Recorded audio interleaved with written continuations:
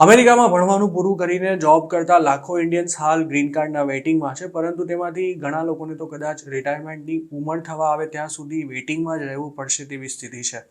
Employment based green કાર્ડની કેટલીક કેટેગરીમાં અત્યારે 60થી 70 વર્ષથી પણ વધારેનું વેઇટિંગ ચાલી રહ્યું છે. ત્યારે યુએસમાં વર્ક વિઝા પર કામ કરી રહેલા ઇન્ડિયન્સની ધીરજ પણ ખૂટી રહી છે. છેલ્લા 3 વર્ષથી ગ્રીન કાર્ડની રાહ જોઈ રહેલા એક ઇન્ડિયન સીઈઓ અરવિંદ શ્રીનિવાસે હાલમાં જ એક્સ પર એક પોસ્ટ મૂકીને પોતાને ગ્રીન કાર્ડ મળવું જોઈએ તેવી ઈચ્છા વ્યક્ત કરી હતી.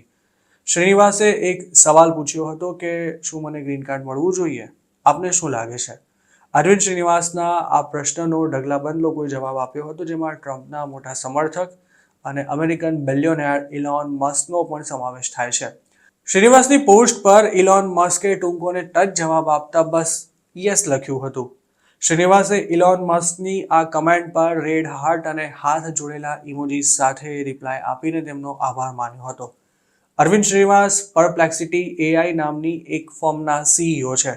14 ડિસેમ્બરના રોજ તેમણે એક્સ પર ગ્રીન કાર્ડ અંગે પોસ્ટ કરી હતી, જેને 6.69 લાખ લોકોએ જોઈ હતી અને ઇલોન મસ્કે પણ તેનો જવાબ આપ્યો હતો. એઆઈના ફિલ્ડમાં કામ કરતી કંપનીના ઇન્ડિયન સીઈઓને પણ 3 વર્ષથી ગ્રીન કાર્ડની રાહ જોવી પડી રહી છે, જે દર્શાવે છે કે અમેરિકાની ઇમિગ્રેશન સિસ્ટમમાં કેટલા ધરખમ સુધારા કરવાની તાતી જરૂરિયાત છે. અરવિંદ શ્રીનિવાસ કદાચ EB-1A કેટેગરીમાં ગ્રીન કાર્ડ માટે એપ્લાય કરી ચૂક્યા છે.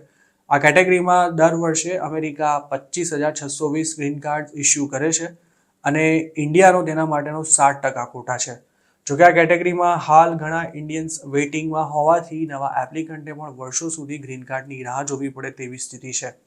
અરવિંદની પોસ્ટ પર કમેન્ટ કરનારા મોટાભાગના લોકોએ તેને ગ્રીન કાર્ડ મળવું જોઈએ તેવી વાત કરી હતી. અમુક લોકોએ તો એવી પણ કમેન્ટ કરી હતી કે તેના માટે અરવિંદને રાહ ચોક્કસ જોવી પડશે, પરંતુ તેની મહેનત એળે નહીં જાય.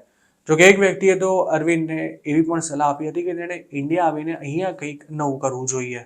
ડોનાલ્ડ ટ્રમ્પે સત્તા સંભાળતા જ માસ ડિપોર્ટેશન શરૂ કરવાની અત્યાર સુધી ઘણી વાતો કરી છે, પરંતુ ગ્રીન કાર્ડના વેઇટિંગને ઘટાડવા માટે પોતે શું કરશે તેનો તેમણે હજુ સુધી કોઈ સ્પષ્ટ જવાબ નથી આપ્યો.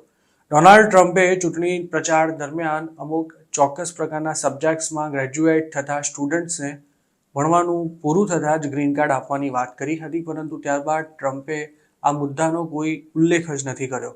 ટ્રમ્પ પોતે લીગલ ઇમિગ્રન્ટ્સને અમેરિકા આવવાનો માર્ગ મોકળો કરવાના દાવા કરતા રહે છે, પરંતુ તેમની પહેલી ટર્મનો રેકોર્ડ એન્ટી ઇમિગ્રન્ટનો રહ્યો છે, કારણ કે 2017થી 2021 દરમિયાન ગ્રીન કાર્ડના વેઇટિંગમાં વધારો થયો હતો, જે બાઇડનના કાર્યકાળમાં પણ યથાવત રહ્યો હતો.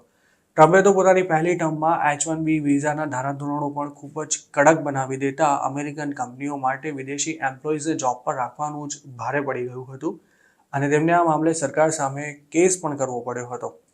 હાલ ભલે ટ્રમ્પ ઇલીગલ ઇમિગ્રન્ટ્સને ડિપોર્ટ કરવાની અને લીગલ ઇમિગ્રન્ટ્સને આવકારવાની વાતો કરતા હોય, પરંતુ તેમનું આખરી સ્ટેન્ડ શું રહે છે તે 20 જાન્યુઆરી પછી જ ખબર પડી શકશે.